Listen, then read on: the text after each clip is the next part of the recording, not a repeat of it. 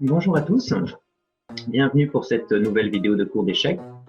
Alors aujourd'hui, je vais vous proposer quelque chose d'un petit peu différent. Je ne vais pas vous montrer des exercices ou des problèmes concernant un thème précis. Je vais plutôt vous montrer une partie, une des parties les plus célèbres de l'histoire des échecs, voilà, que beaucoup de monde connaît et que la plupart des joueurs expérimentés ont déjà vu et analysé. Alors c'est une partie qui est assez courte, mais qui contient beaucoup de thèmes très intéressants. Voilà, et on va essayer de regarder tout ça ensemble. Donc la partie que je vais vous proposer, elle s'est déroulée en 1858, donc il y a plus de 150 ans, c'est une vieille partie, et elle a opposé le meilleur joueur de l'époque, qui avait les blancs dans cette partie, qui était américain, qui s'appelait Paul Morphy. Il jouait dans des conditions un petit peu spéciales parce qu'il jouait en consultation, enfin contre deux adversaires en consultation, c'est-à-dire deux joueurs qui décidaient ensemble du choix du coup. Et ces joueurs étaient le comte de Brunswick et le duc Issoire. Voilà. Une autre particularité de cette partie, c'est qu'elle s'est déroulée dans un cadre un peu spécial, qui lui a donné son nom d'ailleurs. Elle s'est déroulée à l'Opéra de Paris, et d'où son nom de partie de l'opéra. Et le tableau de maths final, vous verrez, a pris le nom dans l'histoire des échecs de maths de l'opéra. Alors il faut savoir qu'à cette époque, effectivement, l'opéra n'était pas exactement comme maintenant, où les gens viennent maintenant pour écouter la musique principalement. À l'époque, c'était un endroit assez mondain où les gens se retrouvaient, les gens de la bonne société se retrouvaient pour discuter, pour se voir, pour se montrer, et le cas échéant, pour jouer aux échecs. Dans la littérature du 19e siècle, on trouve souvent des descriptions comme ça de soirées à l'opéra, soirées mondaines à l'opéra. Ben, c'était le cas. Et donc à l'époque, le meilleur joueur était américain. Il était en tournée en Europe pour affronter les meilleurs joueurs européens. Et il a passé une soirée à l'opéra et il a été défié par deux adversaires et il a laissé donc une partie dont tout le monde se souvient 150 ans après, cette fameuse partie de l'opéra.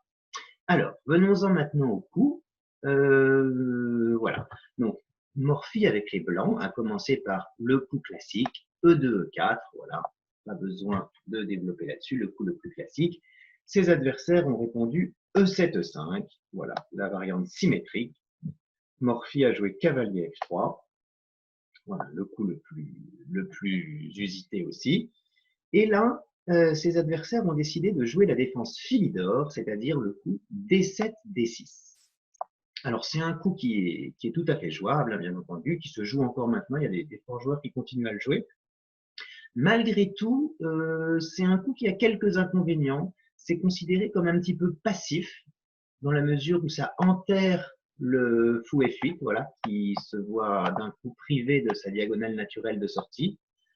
Voilà, et ça ne sort pas les pièces. Plus souvent, on trouve cavalier C6, qui est le grand coup classique, auquel cas les blancs répondent soit fou B5, la défense espagnole, soit fou C4, la défense italienne, soit D4, la partie écossaise. Bon, il y a plusieurs possibilités. Existe aussi, je vous le mentionne comme ça en passant, le coup cavalier F6, dit défense Petrov ou défense russe. Voilà, l'idée étant de ne pas défendre le pion E5, mais de contre-attaquer sur le pion E4.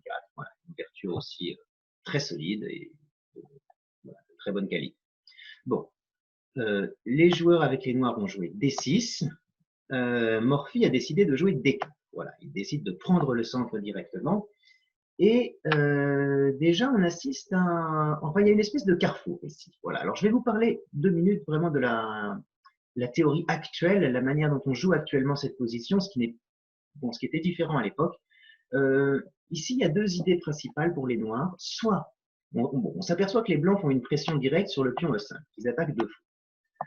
Donc, soit les noirs décident de tout de suite céder le centre en jouant D prend E5, cavalier prend E5, et ensuite de sortir leurs pièces en mettant souvent le cavalier en F6, le fou en E7, l'autre cavalier en C6 ou D7. Bon, voilà, c'est une position un peu resserrée, mais malgré tout assez solide. Et il y a une autre possibilité, c'est de ne pas toucher au centre et au contraire de renforcer le pion E5, par exemple en jouant cavalier D7, voilà, en s'accrochant à la défense du pion E5 et voilà, une position un peu défensive mais très solide. Malgré tout, il y a plusieurs pièges. Je peux vous en montrer un ou deux qui sont assez jolis dans cette position. Il faut les connaître parce que ça peut très mal tourner avec les noirs. On croit qu'on joue une ouverture solide. et malgré tout, ça peut vite mal tourner. Par exemple, cavalier D7, imaginons fou C4, voilà, un coup de développement très logique, puis on prend D4.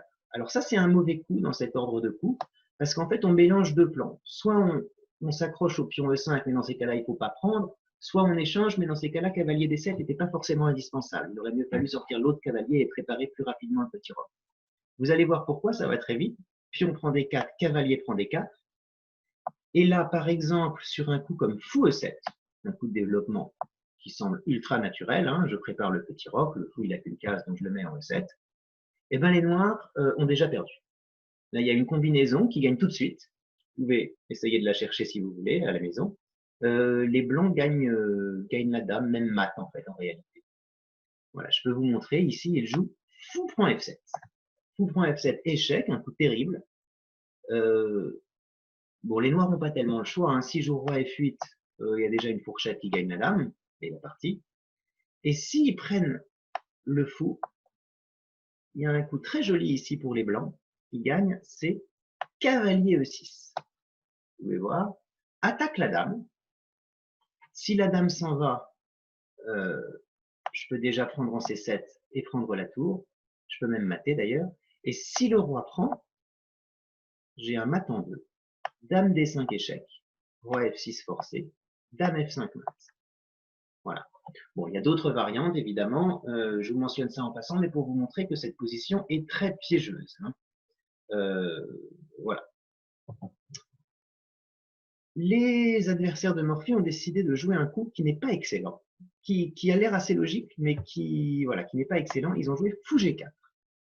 Alors l'idée de ce coup, on le voit, c'est simplement de clouer le cavalier F3. Le cavalier F3 ne peut pas bouger sous peine de perdre la dame. Voilà. Bon, malgré tout, le problème, c'est que cette sortie du fou est un petit peu prématurée et Morphy va gagner l'avantage de la paire de fou, voilà, grâce à un petit échange bienvenu. Et on verra qu'il va rester avec un fou de case blanche sans opposition sur l'échiquier qui va faire des dégâts. Ici, il a joué simplement D prend E5. Alors, un coup extrêmement logique, mais qui pose une petite question aux noirs, parce que les noirs ne peuvent en réalité pas reprendre le pion. S'ils reprenaient le pion directement, il y aurait une manœuvre assez désagréable pour eux. J'échangerai les dames, tout simplement. Dame prend D8, roi prend D8 forcé, et tout simplement, cavalier prend E5.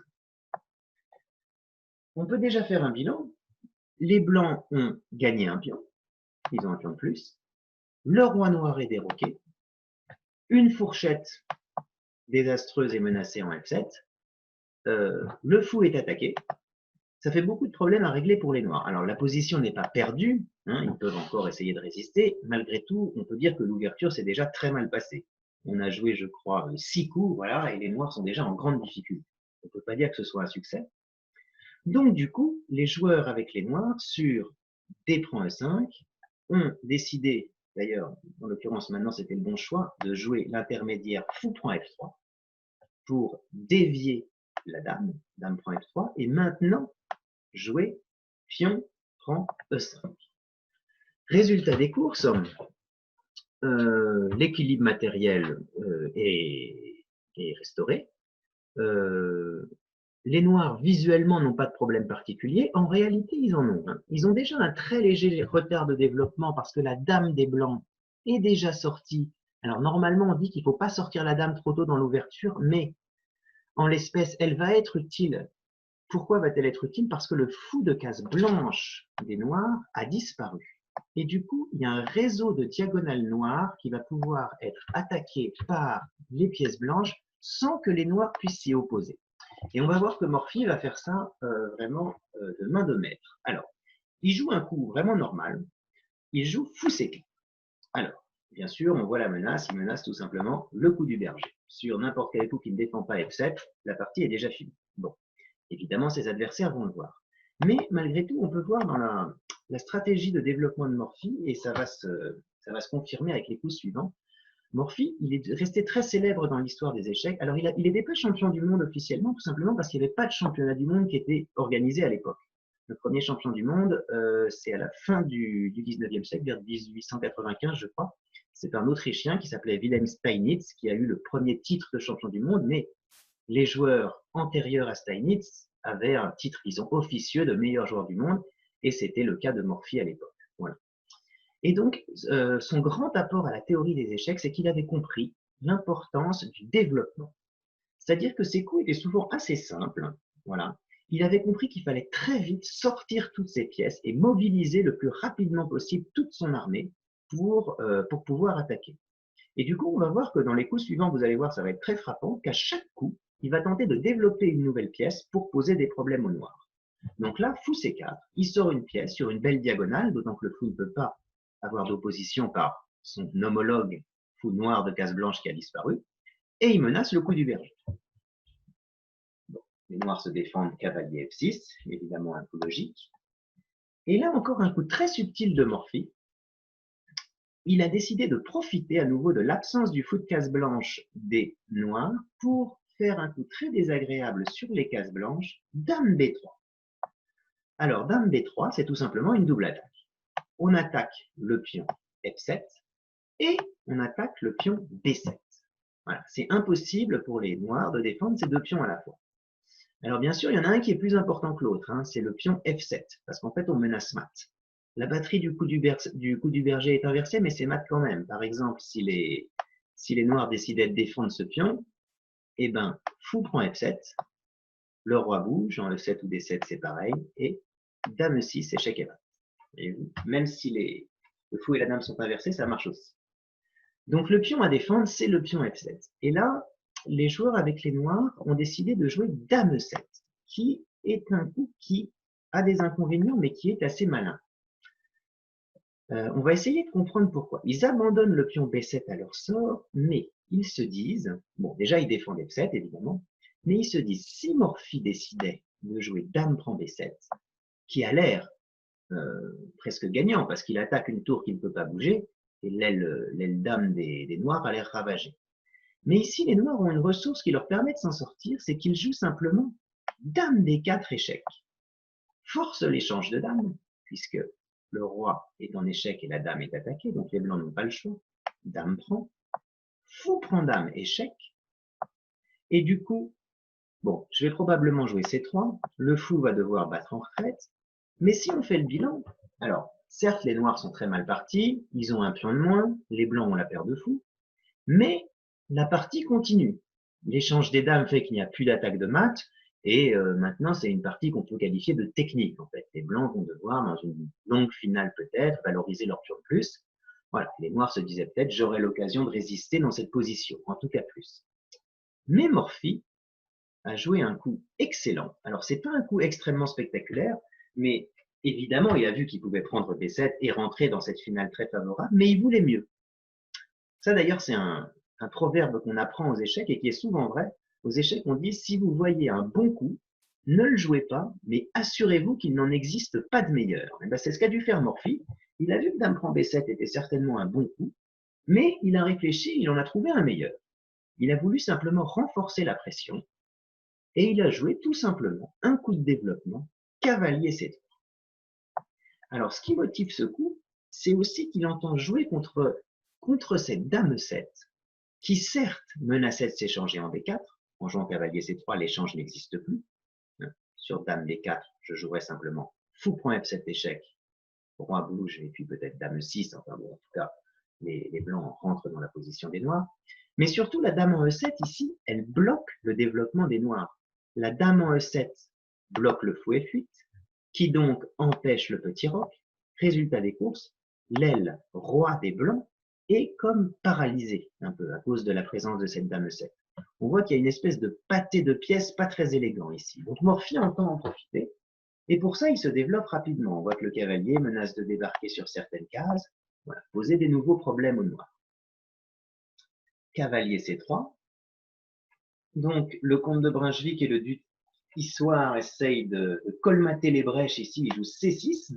Alors c'est un coup qui est pas mauvais en réalité, ça contrôle les cases de rentrée du cavalier, ça ouvre la 7e rangée, ce qui permet à la dame de défendre le pion B7, parce que maintenant effectivement c'était une menace, hein, puisqu'il n'y a plus d'échec en D4. Si les noirs n'avaient pas joué C6, peut-être les blancs auraient sérieusement envisagé dame B7 dans cette position. Voilà, inconvénient de C6, vous l'aurez deviné, c'est encore un coup qui ne développe pas de pièces. Et on s'aperçoit que le différentiel de développement entre les blancs et les noirs va s'accroître. Surtout après le prochain coup des blancs, fou G5. Sort une pièce sur la case la plus active possible, cloue le cavalier puisque la dame est derrière. La dame qui elle-même est obligée de défendre le pion F7, donc il n'y a pas trop de possibilités pour bouger. On s'aperçoit que les noirs sont très à l'étroit. Ils pourraient jouer cavalier D7 peut-être pour essayer de continuer leur développement, cavalier D7, mais ça laisserait le pion B7 à son triste sort, ce qui n'est pas enviable non plus. Donc ils ont décidé d'une solution un peu radicale, ils ont joué B5. Voilà. En disant, je ne peux pas sortir mes pièces à cause des pièces blanches bien développées, je les chasse, et ensuite, eh ben, je finirai mon développement. Et c'est là que Morphy, donc, va jouer un coup excellent, un coup très fort, alors qui a l'air assez naturel maintenant avec les critères modernes et les connaissances qu'on a des parties du passé, mais qui à l'époque a été comme une espèce de coup de tonnerre. Il a parfaitement analysé les potentialités, disons, de la position, les potentialités d'attaque, le jeu dynamique qui pouvait résulter de son choix, et il a décidé de faire un sacrifice. Voilà. Alors c'est un petit sacrifice, il a donné un cavalier contre 2 pions. Il a joué cavalier prend B5. Voilà. Malgré tout, très joli coup, son adversaire a pris, et fou prend B5, échec. Alors, le déficit matériel, il n'est pas énorme, c'est un cavalier contre 2 pions, et on s'aperçoit, les noirs jouent cavalier D7, on s'aperçoit qu'il y a des compensations évidentes, notamment à cause du problème de développement des noirs, nous y revenons. Là, il y a des clouages absolument dans tous les sens. Ce cavalier, le cavalier D7, est cloué sur la diagonale blanche, le cavalier F6 est cloué sur la diagonale noire, la dame est prête à intervenir dans tous les sens, et les autres pièces des noirs, le fou et les tours, pour l'instant, sont spectateurs de la partie. Le roi noir est bloqué au centre pour un temps indéterminé. Donc, on sent évidemment que les blancs ont des fortes chances d'attaque. Encore faut-il bien réaliser cette attaque. Et là, Morphy, fidèle à son style, décide de ne pas forcer les choses. Il ramène simplement une nouvelle pièce à l'attaque. La dame joue son rôle, les fous sont placés de manière idéale, il décide de ramener une tour en jeu. Alors, il faut aussi faire attention, quand on mène une attaque, de penser au coup de défense éventuel des noirs. Et si les noirs ont une idée de défense, c'est d'échanger les dames. C'est vrai que l'échange des dames, si les noirs pouvaient réussir à jouer dame D4 échec, et ensuite forcer l'échange de dames, eh ben ça réduirait beaucoup leurs problèmes. Parce que sans les dames, c'est pas sûr du tout qu'il y ait une attaque de mat. Hein. Souvent, c'est quand même la dame qui mène l'attaque de mat. Et du coup, les noirs resteraient avec une pièce en plus. Bon, alors, les blancs auraient sans doute encore des compensations, mais voilà, les blancs veulent garder les dames. Donc, il a joué simplement grand rang. Double avantage, il met son roi à l'abri. Et surtout, il ramène la tour sur une colonne ouverte. Voilà, la meilleure case probablement de l'échiquier pour cette tour, la tour D1 attaque le cavalier D7. Alors là, on s'aperçoit qu'il y a déjà des menaces à cause des clouages dans tous les sens. Les pièces sont ce qu'on appelle un peu surchargées. C'est-à-dire qu'en fait, le cavalier F6 est censé défendre le cavalier D7, mais il est cloué. Le cavalier D7 ne défend pas le cavalier F6 parce qu'il est cloué. Donc par exemple, si c'était au blanc de jouer, ben, je pourrais sans doute simplement, par exemple sur un coup quelconque, voilà, je fais n'importe quoi pour passer le tour, hop, je pourrais tout de suite prendre le cavalier et ça serait déjà désastreux pour les noirs. Donc les noirs ont vraiment ici des gros problèmes à régler. Ils ont joué tour D8. Ils se recroquevillent autour de leur roi. Là, on voit que le roi est étouffé par leurs pièces. Mais malgré tout, le développement ne s'améliore pas tellement, et notamment ce pauvre fou C8 et cette pauvre tour H8 qui sont complètement spectateurs de la partie. Voilà. Malgré tout, tout tient. Ici, il n'y a pas de gain de pièces direct, il n'y a pas de mat direct, et il faut trouver un moyen de continuer l'attaque. Alors, je vous laisse réfléchir un petit peu à la solution que Morphy a trouvée. Il a joué, je crois, le meilleur coup possible dans cette partie, enfin dans cette position. Il a une nouvelle fois sacrifié une pièce. Son idée, c'est qu'il veut amener la dernière pièce, celle qui ne joue pas, il veut la faire jouer.